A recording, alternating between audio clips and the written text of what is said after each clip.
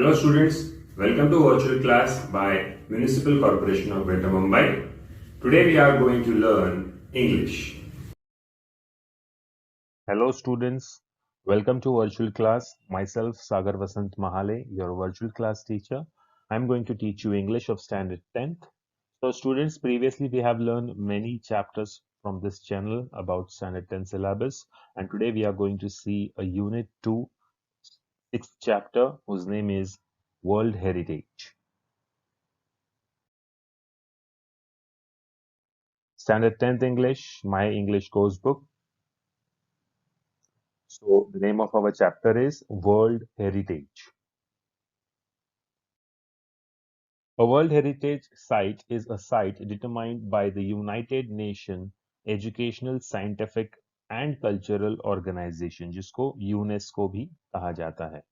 तो बच्चों, यूनेस्को एक ऐसी संस्था है जो तमाम पूरे पृथ्वी पर तमाम जो हेरिटेज साइट्स होते हैं, जैसे कि ताजमहल है, कुतुब मीनार है, ग्रेट वॉल ऑफ चाइना है, आईफिल टावर है, स्टैच्यू ऑफ लिबर्टी है, ऐसे जो चीजें होती है, जो नेचुरल भी और कल्चरल भी, ऐसी कोई चीजें जो बनाई जाती है, जैसे कि मैन मेड हो या नेचर मेड हो, ऐसी भव्य चीजें या जगह जिनको यूनेस्को रेकमेंड करता है वर्ल्ड हेरिटेज साइट के लिए, टू हैव सिग्निफिकेंट कल्चरल और नेचुरल इंपॉर्टेंस टू ह्यूमैनिटी। तो जिनका एक महत्व होता है, सांस्कृतिक या नैसर्गिक महत्व इंसानियत के लिए, ऐसी चीजों को, ऐसी जगहों को यूनेस्को एक अलग इंपॉर्टेंस देता है और उसे वर्ल्ड हेरिटेज साइट डिक्लेयर करता है। As such, the sites are protected and maintained by the International World Heritage Program, which is administered by the UNESCO World Heritage Committee. Because World Heritage sites are places that are significant culturally and naturally, they vary in type and include forests, lakes, monuments, buildings, and cities. तो बच्चों, UNESCO इस संस्था में एक अलग committee है जिसको UNESCO world heritage committee और इंटरनेशनल वर्ल्ड हेरिटेज प्रोग्राम के नाम से जाना जाता है। ये कमिटी डिसाइड करती है कि पूरे पृथ्वी में ऐसे कौन से जंगल, पहाड़, नदी या मॉन्यूमेंट्स का मतलब क्या है, ऐतिहासिक जगह या बिल्डिंग्स या शहर, इन सारी चीजों को में उसमें कुछ तो ऐसा कल्चरल या नेचुरल इंपॉर्टेंस होना चाहिए जो देखते ही सबको अच्छा लगे, दिखने में अच्छा लगे, वो एक टूरिस्ट प्लेस बन जाए। ऐसी सारी चीजों को यूनेस्को वर्ल्ड हेरिटेज कमेटी उसका मुआयना करती है, उसको अच्छे से विजिट करती है और फिर उसके ऊपर रिकमेंडेशंस आते हैं। उसके बाद में उसे वर्ल्ड हेरिटेज साइट कह के डिक्लेयर किया जाता है। World heritage sites can also be a combination of both cultural and natural areas. For example, Mount Huangshan in China is a site with significance to human culture because it played a role in historical Chinese art and literature. The mountain is also significant because of its physical landscape characteristics. तो बच्चों, world heritage site जैसे कि मैंने आपको कहा, उसमें combination होता है दोनों, कल्चरल भी और नेचुरल भी, यानी कल्चरल यानी सांस्कृतिक, नेचुरल यानी नैसर्गिक। तो ये दोनों एरियाज को अच्छे से स्टडी करने के बाद उसके बाद ही उसे वर्ल्ड हेरिटेज साइट का दर्जा मिलता है। एक उदाहरण के तौर पे आपको बताना चाहूंगा, माउंट हुआंगशान जो चाइना में है, उसका सिग्निफिकेंस ह्यूमन कल्चर यानी मानवीय संस्कृति के लिए एक बहुत ही उम्दा रोल प्ले किया है। हिस्टोरिकल जो चाइनीज की हिस्ट्री है, आर्ट और लिटरेचर की, उसमें उसका बहुत ही इंपॉर्टेंट रोल प्ले किया है। किसने? माउंट ह्यूआंगशान, जो कि चाइना में स्थित है। The mountain is also significant because of its physical landscape characteristics. मतलब आपने अगर आप गूगल पे अगर सब सर्च करोगे माउंट हुआंगशान चाइना, तो आपको दिखेगा कि उसका फिजिकल लैंडस्केप कैसा है, किस तरीके से वो खड़ा है, कितना भव्य और कितना विशाल वो माउंटेन है। और उसी वजह से भी, मतलब उसमें नेचुरल इंपॉर्टेंस भी आ गया और कल्चरल इंपॉर्टेंस की, उसी माउंटेन की वजह से चाइना के आर्ट और लिटरेचर में बहुत ज्यादा एक डेवलपमेंट हुआ था। इसीलिए उसे एक एग्जाम्पल के तौर पे आपको यहाँ पे बता रहा हूँ कि माउंट हुआंगशान है जिसमें कल्चरल इंपॉर्टेंस भी है और नेचुरल इंपॉर्टेंस भी है। आगे बढ़ते हैं। तो ये कुछ तस्वीरें हैं जो पूरे वर्ल्ड की हैं। अभी ये मैंने सिर्फ थोड़ी तस्वीरें बताई हैं, लेकिन अगर आप सिर्फ वर्ल्ड हेरिटेज साइट सर्च करो गूगल पे, तो आपको इतनी सारी तस्वीरें मिलेंगी, इतनी सारी mountains, forest, lake, monument, cities, ये सारी चीजें आपको देखने मिलेंगी, जिसे वर्ल्ड हेरिटेज साइट ने एक बहुत बड़ा दर्जा दिया हुआ है, बिकॉज उनमें वो सारी चीजें हैं, कल्चरल और नेचुरल, वो सारे कंपोनेंट्स उसके अंदर आते हैं, और इसीलिए उन साइट्स को इंपॉर्टेंस दिया जाता है। We are going to learn 5 important topics in this chapter. हम 5 महत्वपूर्ण छोटे छोटे टॉपिक्स इस चैप्टर में पढ़ने वाले हैं, जो कि है विचार। First, history of world heritage site, world heritage sites का इतिहास। द वर्ल्ड हेरिटेज कमिटी, जो कि वो कमिटी जो डिसाइड करती है कि वर्ल्ड हेरिटेज किसको देना चाहिए। तीसरा, becoming a world heritage site, कि आपको वर्ल्ड हेरिटेज साइट कैसे बनना होता है। Types of world heritage sites की, उसमें कितने टाइप होते हैं। सिर्फ ताजमहल देखा जाए तो वो एक मॉन्यूमेंट है, एक बिल्डिंग है, तो बिल्डिंग्स अलग, फॉरेस्ट अलग, लेक्स अलग, माउंटेन्स अलग, ऐसी सारी चीजों को अलग अलग उसमें टाइप बनाए गए हैं। और पांचवा, world heritage sites in danger, जो कि आज के 2021 में हमें सोचना चाहिए कि हमारे जो वर्ल्ड हेरिटेज साइट्स है वो खतरे में क्यों आ गए हैं, ये भी हम पढ़ेंगे। तो आइए सबसे पहला पॉइंट देखते हैं, history of world heritage sites. Although the idea of protecting cultural and natural heritage sites around the world began in the early 20th century, momentum for its actual creation was not until the 1950s. In 1954, Egypt started plans to build the Aswan High Dam to collect and control water from the Nile River. The initial plan for the dam's construction would have flooded the valley, containing the Abu Simbel temples and scores of ancient Egyptian artifacts. तो बच्चों, idea of protecting cultural and natural heritage sites around the world began in early 20th century. मतलब 20वीं सदी से भी पहले ही की शुरुआत में ही इनको बचाने की शुरुआत कर दी गई थी। Momentum for its actual creation was not until the 1950s। Actual उनकी शुरुआत 1950 तक नहीं हुई थी।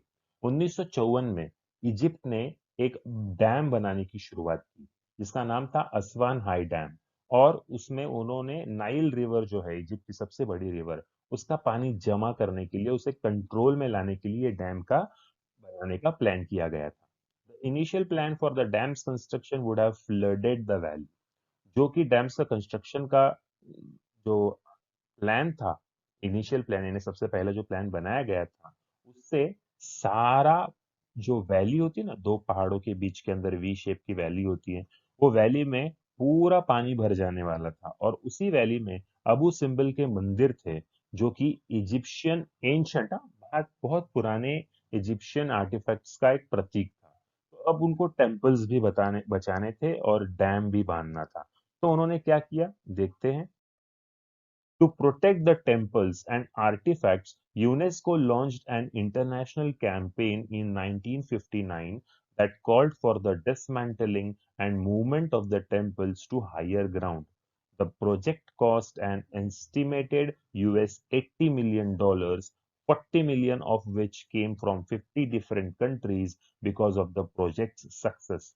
UNESCO and the International Council on Monuments and Sites initiated a draft convention to create an international organization responsible for protecting cultural heritage. तो जब ये बात यूनेस्को को पता चली कि उस डैम के कंस्ट्रक्शन की वजह से वैली में पानी भर जाने वाला था, पानी की बाढ़ आ जाने वाली थी, और उसी वैली के अंदर कुछ ऐसे मंदिर थे जो कि एंशियंट इजिप्शियन आर्टिफैक्ट्स है, तो यूनेस्को ने ठान लिया कि हम इन मॉन्यूमेंट्स को, इन मंदिरों को बचाएंगे, और डैम की जो प्लान है उसको भी पर्टिकुलरली ये करेंगे, मतलब बनाएंगे वो डैम। 1959 में यूनेस्को ने ये तय किया, एक इंटरनेशनल कैंपेन उन्होंने अरेंज किया, ऑर्गेनाइज किया, और 1959 में डिसमेंटलिंग, यानी उन मंदिरों को प्रॉपरली तोड़कर दूसरी जगह पर, हायर ग्राउंड पे जहां पे बाढ़ का पानी नहीं आ सकता, ऐसी जगहों पर वापस उनको उसी तरह से बांधना है। जैसे कि आपने कुछ ऐसे मंदिर देखे होंगे बच्चों की, जो बड़े बड़े चौकोनी क्यूब साइज के पत्थरों से बने होते हैं, और उन पत्थरों को वहीं से तोड़ के वापस वो मंदिर किसी और जगह पे शिफ्ट कर सकते हैं। तो ऐसे ही वो मंदिर थे। तो उस प्रोजेक्ट के लिए यूएस $80 $80 मिलियन लगने वाले थे। जिसमें से $40 मिलियन 50 डिफरेंट डिफरेंट कंट्रीज से चंदे के तौर पर जमा किए गए थे। तो बच्चों, यूनेस्को ये जो ऑर्गेनाइजेशन है ना, ये वर्ल्ड लेवल पे काम करती है, उसमें सारे देश के लोग काम करते हैं। और इसीलिए यूनेस्को का अगर कोई प्रोजेक्ट होता है तो यूएनओ के जितने भी देश होते हैं उनको थोड़ा थोड़ा चंदा निकाल कर ही देश में सारे देशों में काम करना होता है। जैसे कि अगर अभी ये इजिप्ट का सीन है, तो इजिप्ट के लिए 50 देशों ने हेल्प किया। अब उन 50 देश में अगर समझो इंडिया है, तो इंडिया में अगर किसी ताजमहल को अगर कुछ प्रॉब्लम है और उसको बचाने की अगर कोशिश की जा रही है, तो तब भी यूएन में जितने भी सारे देश हैं, वो देश हमारे देश की मदद करेंगे। तो ये एक प्रकार का बोलते हैं ना, मिला मिला जुला एक ऑर्गेनाइजेशन है सारे देशों का, जिसमें एक दूसरे की मदद, तकलीफ में मदद की जाती है। तो उस तरह से $40 मिलियन 50 डिफरेंट देशों से आए हुए थे। Because of the project's success, UNESCO and the International Council on Monuments and Sites initiated a draft convention to create an international organization responsible for protecting cultural heritage. तब यूएन में इतने सारे देश नहीं थे, थोड़े ही देश थे। अब यूनेस्को की ये प्रोजेक्ट की सक्सेस देखने के बाद, तरक्की देखने के बाद, यूनेस्को ने डिसाइड किया कि इंटरनेशनल लेवल पे हम यूनेस्को को लेके जाएंगे। उसमें देश, वर्ल्ड के सारे देश आएंगे और हम वर्ल्ड के सारे देशों के कल्चरल जो हेरिटेज है उनको बचाने की कोशिश करेंगे और उसका जिम्मा यूनेस्को उठाएगा, ऐसे तय किया गया। कौन से सबसे पहले यूनेस्को का काम क्या था? सबसे पहला काम यूनेस्को ने जो किया वो इजिप्ट में था, ये सारे टेम्पल्स को बचाकर और वो डैम की निर्मित कर। Shortly thereafter, in 1965, a White House conference in the United States called for a World Heritage Trust to protect historic cultural sites, but to also protect the world's significant natural and scenic sites. Finally, in 1968, the International Union for Conservation of Nature developed similar goals and presented them at the United Nations Conference on Human Environment in Stockholm, Sweden in 1972. Following the presentation of these goals, the Convention concerning the protection of world cultural and natural heritage was adopted by UNESCO's General Conference on November 16, 1972. तो 1965 में थोड़े सालों बाद white house conference, जो कि United states में है, white house में एक कॉन्फ्रेंस हुई थी जिसका नाम था वर्ल्ड हेरिटेज ट्रस्ट। अब ये जो वर्ल्ड हेरिटेज ट्रस्ट था, इनका ये मानना था कि जो ऐतिहासिक कल्चरल साइट है, मॉन्यूमेंट्स है, तो उनको बचाने के साथ साथ हमें वो सारी चीजें भी बचानी चाहिए जो कि नेचुरल और सीनिक है। जैसे हम देखते महाबलेश्वर जाते या माथेरान जाते तो बाहर बड़े पहाड़ होते हैं, हरियाली होती है, शुद्ध हवा चलती है। तो ये नैसर्गिक जो भी चीजें हैं, इनको भी हमने वर्ल्ड हेरिटेज साइट का दर्जा देना चाहिए। और इस कॉन्फ्रेंस के बहुत से डिस्कशन के बाद फाइनली 1968 में, 3 साल बाद, international union for conservation of nature, ये एक नाम की नई कमेटी आई जिसका भी सिमिलर गोल्स और थे। और उन्होंने ये सारे सिमिलर गोल्स यूएन कॉन्फ्रेंस में, यानी यूनाइटेड नेशंस कॉन्फ्रेंस में और ह्यूमन एनवायरनमेंट में ये सारी चीजें उन्होंने प्रेजेंट की। जो कि ये कॉन्फ्रेंस कहाँ पर हुई थी? स्टॉकहोम। स्टॉकहोम एक शहर का नाम है जो कि स्वीडन देश में है। और 1972 में इस कॉन्फ्रेंस में दोनों ने भी, एक सबसे पहले व्हाइट हाउस के जो वर्ल्ड हेरिटेज ट्रस्ट था, उनका भी कहना सेम था, और 3 साल बाद इन्होंने जो कहा, international union for conservation of nature, इन्होंने भी सेम गोल्स और सेम इरादों के साथ में यूएन के सामने ये सारा प्रस्ताव रखा। और तब जाके इन्होंने क्या किया? Following the presentation of this goals, the convention concerning the protection of world cultural and natural heritage was adopted by UNESCO's general conference. उसके बाद 1972 में जब ये कॉन्फ्रेंस हुआ, उसके इसी प्रेजेंटेशन को मद्देनजर रखते हुए इन्होंने, यूनेस्को ने ये जिम्मेदारी अपने हाथ में ली नवंबर 16, 1972 में। तो यूनेस्को ने ये जो बात कब मानी? सिर्फ यूनेस्को का पहले काम क्या था? सिर्फ हिस्टोरिकल चीजों को, हिस्टोरिकल जगहों को बचाना। अभी उन्होंने ये भी अपने जिम्मे ले लिया कि नेचुरल जो चीजें हैं, सीनिक ब्यूटी जो है हमारे पृथ्वी की, नेचर की ब्यूटी, उसका भी देखभाल करने का जिम्मा यूनेस्को ने 16 नवंबर 1972 में उठाया। दूसरा मुद्दा हम पढ़ेंगे अभी, द वर्ल्ड हेरिटेज कमेटी। आपको पहला मुद्दा समझ आया, हिस्ट्री क्या थी वर्ल्ड हेरिटेज कमेटी की। अब हम द वर्ल्ड हेरिटेज कमेटी के बारे में पढ़ेंगे, उसका काम क्या है, उसके फंक्शंस क्या है। Today, the World Heritage Committee is the main group responsible for establishing which sites will be listed as a UNESCO World Heritage Site. तो अब वर्ल्ड हेरिटेज कमेटी का जो बोलते हैं ना डिसीजन लेने का तरीका कैसा होता है कि वो कौन सी साइट को वर्ल्ड हेरिटेज साइट का दर्जा दे सकते हैं, इसका पूरा जिम्मा वर्ल्ड हेरिटेज कमेटी का होता है, जो कि यूनेस्को के अंडर है। The committee meets once a year and consists of representatives from 21 state parties that are elected for 6-year terms by the World Heritage Center's General Assembly. तो बच्चों, world heritage committee में भी elections होते हैं। 21 देशों से 6 साल के टर्म के लिए 21 लोगों को इलेक्ट किया जाता है, जो कि वर्ल्ड हेरिटेज कमेटी में डिसीजन मेकिंग पावर रखते हैं। The state parties are then responsible for identifying and nominating new sites within their territory to be considered for inclusion on the World Heritage List. तो वो 21 देश के जो लोग होते हैं वो अपने अपने देश में नई नई जगहों पर जाकर उन सारी चीजों को विजिट करके प्रॉपरली आइडेंटिफाई करके नॉमिनेट कर सकते हैं, वर्ल्ड हेरिटेज की एक लिस्ट बना सकते हैं कि हमारे देश में ये सारी जगह जगह हैं। उनका कारण लिख कर देते हैं कि उनको वर्ल्ड हेरिटेज साइट का दर्जा क्यों देना चाहिए, उसमें इतनी अच्छी बात क्या है, उसमें कोई ऐतिहासिक बातें हैं, उसमें कोई नेचुरल बातें हैं। ये सारी बातों को प्रॉपर लिस्ट बना के प्रॉपर ड्राफ्टिंग वगैरह करके फिर यूनेस्को के सामने वो लिस्ट पेश की जाती है। अब पढ़ते हैं तीसरा मुद्दा, becoming a world heritage site. को वर्ल्ड हेरिटेज साइट कैसे बना जाता है? तो 5 स्टेप्स होते हैं, simple 5 steps. There are 5 steps in becoming a world heritage site. पहला स्टेप ये है कि आपकी स्टेट पार्टी में जो 21 लोग सिलेक्ट होते हैं ना, उसमें से एक इन्वेंटरी लिस्ट बनानी पड़ती है। अब इन्वेंटरी लिस्ट क्या होता है बच्चों? इन्वेंटरी का मतलब होता है एक डिटेल्ड लिस्ट, जिसको टेंटेटिव लिस्ट भी कहा जाता है।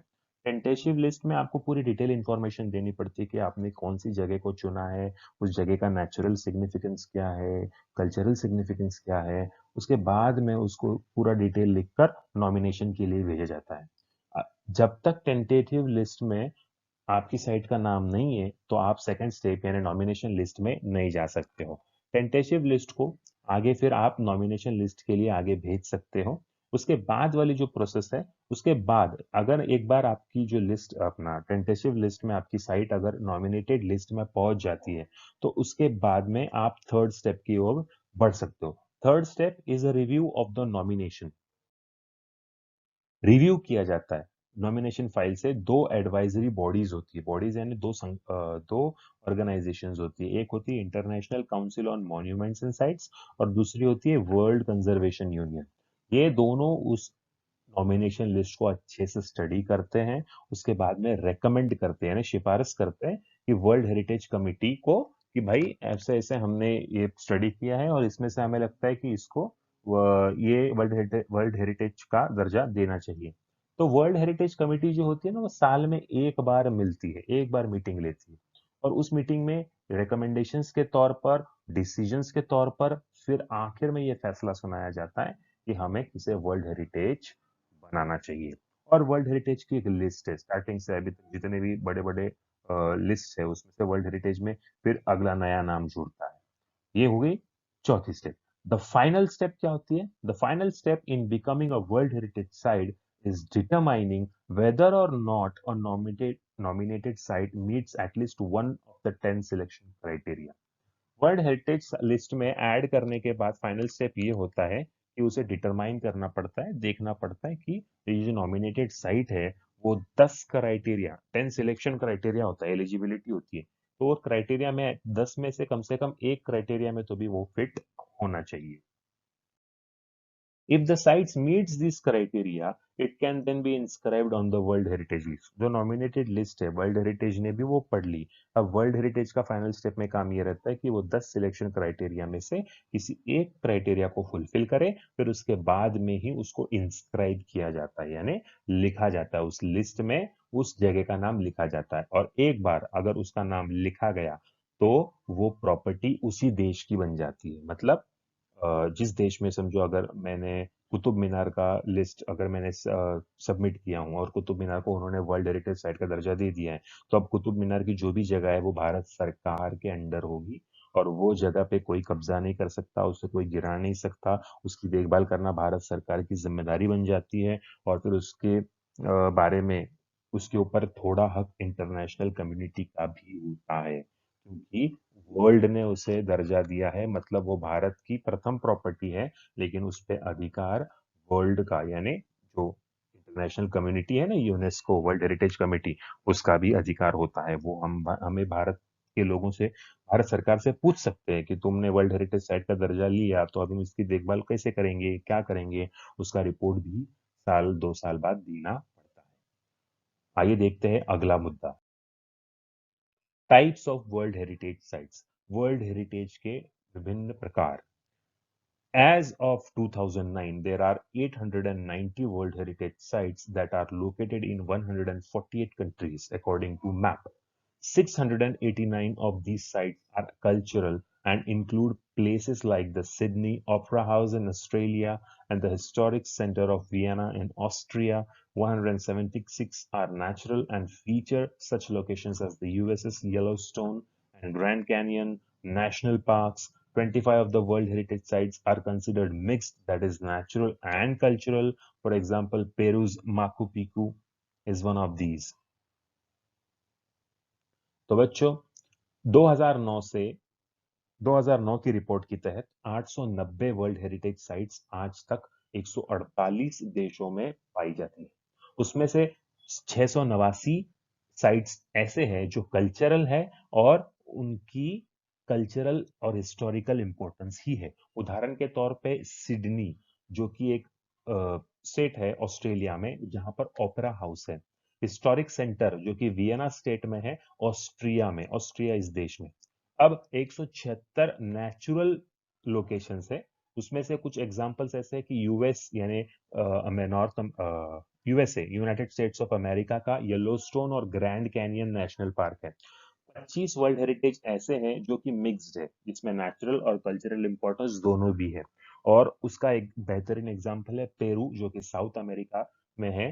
पेरू में माचू पिचू करके उस जगह का नाम है। Italy has the highest number of World Heritage Sites with 44. India has 36, 28 cultural, 7 natural and 1 mixed. Italy एक ऐसा देश है जिसमें बाकी सारे देशों के मुकाबले सबसे ज्यादा वर्ल्ड हेरिटेज साइट रजिस्टर्ड है। कुल मिलाकर 44 वर्ल्ड हेरिटेज साइट्स का खिताब इटली इस देश के नाम पर है। इंडिया के 36 किताब है, जिसमें से 28 कल्चरल है, 7 नेचुरल है और एक मिक्स्ड है। वर्ल्ड हेरिटेज साइट्स इंडिया के बारे में जानकारी देखो, 36 वर्ल्ड हेरिटेज साइट्स है, 36, जिसमें से 28 कल्चरल है, 7 नेचुरल है और 1 मिक्स्ड है। The World Heritage Committee has divided the world's countries into 5 geographic zones, which include Africa, Arab states, Asia Pacific, including Australia and Oceania, Europe and North America, and fifth Latin America and the Caribbean. तो बच्चों geographical यानी जो भौगोलिक zone के हिसाब से 5 हिस्सों में हमारी जो पृथ्वी है वो बढ़ चुकी है वर्ल्ड हेरिटेज कमेटी के अकॉर्डिंग। उन्होंने जानबूझ के डिवाइड किया कि मतलब अलग अलग जगह पे अलग अलग ज्योग्राफिकल कंडीशंस होते, तो उस हिसाब से 5 ज्योग्राफिक जोन बनाए। सबसे पहला अफ्रीका, दूसरा है अरब, जितने भी अरब स्टेट्स हैं। उसके बाद एशिया, एशिया में पैसिफिक ओशन के इर्द गिर्द जितने भी देश आते हैं उसमें ऑस्ट्रेलिया भी आता है और ओशियानिया नाम का देश भी आता है। उसके बाद यूरोप, यूरोप और नॉर्थ अमेरिका मिलकर एक अलग जोन है। और बाद में लैटिन अमेरिका, जिसको साउथ अमेरिका भी कहा जाता है।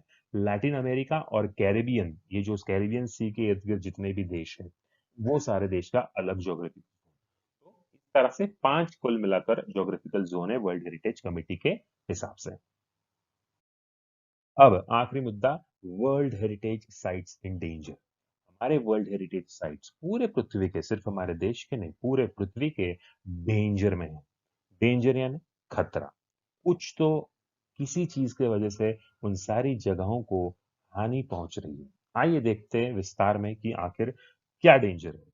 Like many natural and historic cultural sites around the world, many World Heritage Sites are in danger of being destroyed or lost due to war, poaching, natural disasters like earthquakes, uncontrolled urbanizations, heavy tourist traffic, and environmental factors like air pollution and acid rain. Acid rain के बारे में तो आपको पता होगा बच्चों. World Heritage Sites that are in danger are inscribed on a separate list of World Heritage Sites in danger, which allows the World Heritage Committee to allocate resources from the World Heritage Fund to that site. तो बच्चों natural historical cultural सारे world heritage sites जो है पूरे world में, उसमें से कुछ वर्ल्ड हेरिटेज साइट्स ऐसे हैं जो कि डेंजर में है. और उनका डेंजर क्या है? सबसे पहले डिस्ट्रॉय होना, नेस्तो नाबूद करना. लॉस्ट ड्यू टू वॉर यानी जंग के वजह से उसका पूरा तहस नहस हो जाना. पोचिंग, पोचिंग यानी उसका अवैध शिकार करना.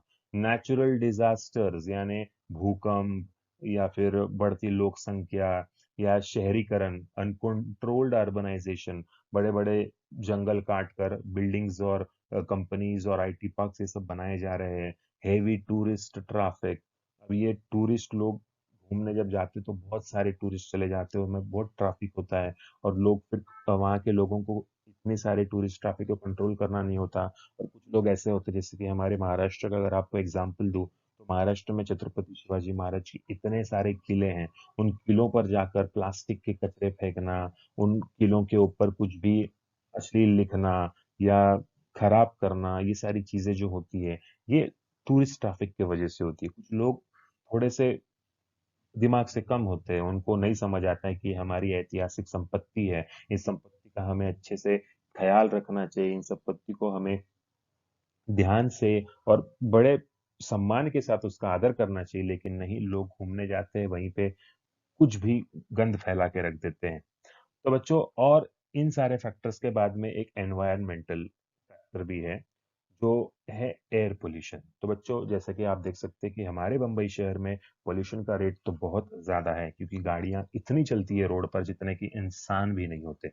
और इन एयर पोल्यूशन की वजह से ये जो हानिकारक धुआं उठता है, कार्बन डाइऑक्साइड, कार्बन मोनोऑक्साइड जैसे गैसेस निकलते हैं, ये जाकर बादलों में मिक्स हो जाते हैं. और उन बादलों में क्या होता है? हमारा नेचुरल रेन वाटर, और उन रेन वाटर में ये सारे गैस मिक्स होने से एसिड की निर्मित होती है. और वही एसिड रेन जब बरसती है वापस उन शहरों पर, तब वो ऐसे ऐतिहासिक जगहों का जो कि मार्बल से बने होते हैं, बहुत महंगे महंगे पत्थरों से बने होते हैं, उन पत्थरों पर उस एसिड रेन का इतना गहरा इफेक्ट होता है कि वो मॉन्यूमेंट्स डेंजर में आ जाते हैं. इसका बेहतरीन एग्जाम्पल एग्जाम्पल अगर आपको चाहिए, तो ताजमहल जो कि आगरा में स्थित है, हमारे भारत देश का सबसे बड़ा प्रतीक, 7 अजूबों में से एक, ताजमहल के ऊपर एसिड रेन की वजह से इतना नुकसान हुआ था कि वो इतना सफेद संगे मरमर नाम का एक पत्थर होता है, उस पत्थर से बना हुआ ताजमहल आज सफेद से पीला हो गया है. तो बच्चों, इसके लिए भी वर्ल्ड हेरिटेज साइट कुछ ना कुछ करने का सोच रही है. तो क्या सोच रही है world heritage sites? World heritage sites ने अपनी जो टोटल वर्ल्ड हेरिटेज साइट की जो लिस्ट है ना, उसमें से एक नई लिस्ट बनाई, world heritage sites in danger, कि खतरे में कितने वर्ल्ड हेरिटेज साइट्स है उसकी लिस्ट बनाई. और उस लिस्ट में जितने भी वर्ल्ड हेरिटेज साइट्स है, उसको हर देश से थोड़ा थोड़ा फंड जो आता है, पैसा आता है, एक के बाद एक के बाद एक एक साइट को वो पैसा उस देश के उस सरकार को दी जाती है, ताकि वो उसकी मरम्मत कर सके और उसे फिर से पहला जैसा करने की कोशिश करे, ताकि हमारी जो संस्कृति है, हमारा जो कल्चरल हेरिटेज है, उसकी उसका आदर बना रहे, उसको वैसे ही प्रॉपरली रखने की हमारी जिम्मेदारी है. तो बच्चों, हम सिर्फ सरकार पर नहीं छोड़ सकते, हम सिर्फ वर्ल्ड हेरिटेज कमिटी पर नहीं छोड़ सकते, हमें खुद भी ये बहुत अच्छी तरह से जान लेना होगा कि हमें इन सारी चीजों का आदर करना चाहिए, इन सारी जगहों पर हमें गंद नहीं फैलानी चाहिए, और हमें इन सारी चीजों को प्रोटेक्ट भी करना चाहिए. In addition, different plans are put into place to protect and or restore the site.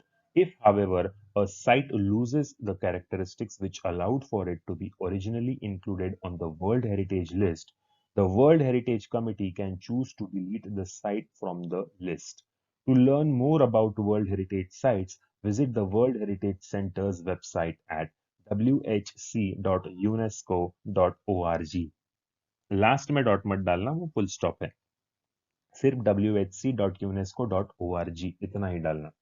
तो एडिशन में डिफरेंट प्लान्स भी है वर्ल्ड हेरिटेज कमेटी के पास कि उसको रिस्टोर कैसे किया जाए, प्रोटेक्ट कैसे किया जाए। अगर एक साइट अपना कैरेक्टरिस्टिक्स पूरी तरह से खो देती है, जो which allowed for it to be originally included on the world heritage list, the world heritage committee can choose to delete the site from the list. अगर अगर एक वर्ल्ड हेरिटेज साइट जो कि ऑलरेडी लिस्ट में है, अगर वो पूरी तरह से नेस्तो नाबूद हो जाती है, पूरी तरह से खराब हो जाती है, टूट के बिखर जाती है, तो वर्ल्ड हेरिटेज कमेटी को वो अधिकार है कि वो उस जगह को, जो कि खराब हो चुकी है, अभी इसमें कोई मरम्मत नहीं हो सकती, उसको डिलीट भी कर सकते हैं। अगर आपको सारी वर्ल्ड हेरिटेज साइट्स के बारे में जानना है, उनके नाम जानने हैं और वो कौन से देश में है, कितने सालों से हैं, ये सब डिटेल अगर आपको चाहिए, तो आपको इस वेबसाइट पे जाना पड़ेगा। उस वेबसाइट का नाम है whc.unesco.org। अब हम वर्ल्ड हेरिटेज इस चैप्टर के ऊपर एक छोटा सा वर्कशॉप देखेंगे, थोड़े सवाल जवाब करेंगे और मैं चाहता हूं कि आप सवालों का जवाब दें। English workshop. Write the importance of the years given below with refer to the world heritage sites. तो इंपॉर्टेंस क्या है साल का, किसके रेफरेंस में, वर्ल्ड हेरिटेज साइट्स में उसका। 1959, 1965, 1968, 1972 और 2009, ये हमने पहले दूसरे मुद्दे में पढ़ा था कि 1959 में क्या हुआ था। 1959 में ये जो आपके सामने है, to protect the temples and artifact, UNESCO launched an international campaign in 1959 that called for the dismantling and movement of the temples to higher ground. फिर 1965, shortly thereafter in 1965, a White House conference in the United States called for a World Heritage Trust to protect historical cultural sites, but also protect the world's significant natural and cultural sites. उसके बाद 1968 में the international union for conservation of nature developed similar goals. 1972 में presentation गोल, इन सारे goals को present करने के बाद the convention concerning the protection of the world cultural and natural heritage was adopted by UNESCO's general conference on November 16, 1972। 2009 में क्या हुआ, 2009 में 890 वर्ल्ड हेरिटेज साइट्स जो कि 148 देशों में रजिस्टर हो गए थे 2009 की रिपोर्ट के हिसाब से। तो बच्चों, ये थे सारे इंपॉर्टेंस, आप एक फिर बार पढ़ सकते हो, और ये सारे जवाब मैंने आपको टेक्स्ट बुक्स के छोटे छोटे कटिंग्स दिखाए, वो सारे कटिंग्स मतलब जो भी पैराग्राफ है वहां से आप ये लिख सकते हो। Name the following. The country where mount Huangshan is situated. Mount Huangshan कौन से देश में था, हमने पहले ही इंट्रोडक्शन में पढ़ा था, जो कि चाइना में है, in China. The famous dam in Egypt on river Nile, कौन सा डैम है रिवर नाइल पे, Aswan high dam. The place where the conference based on the human environment was held, कौन सी जगह पे कॉन्फ्रेंस हुई थी, Stockholm Sweden.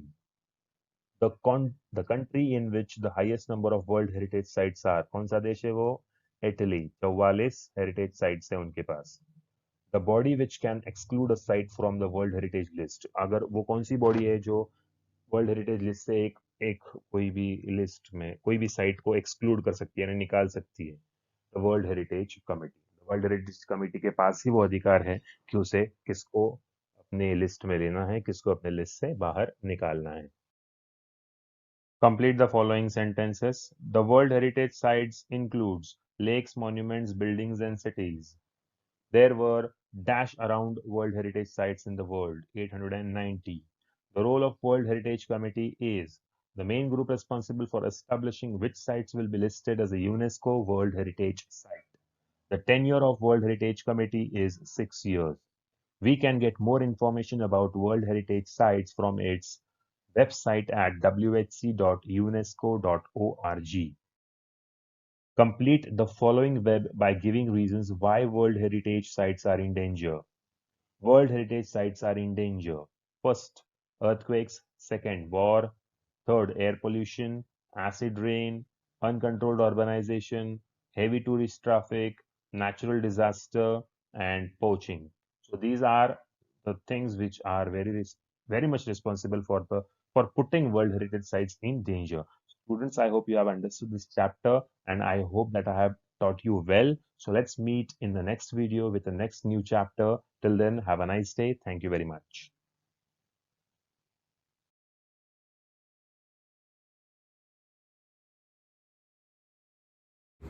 Thank you, students. This was our today's lecture. And don't forget to press the bell icon as well as the subscribe button for more interesting videos. Thank you very much.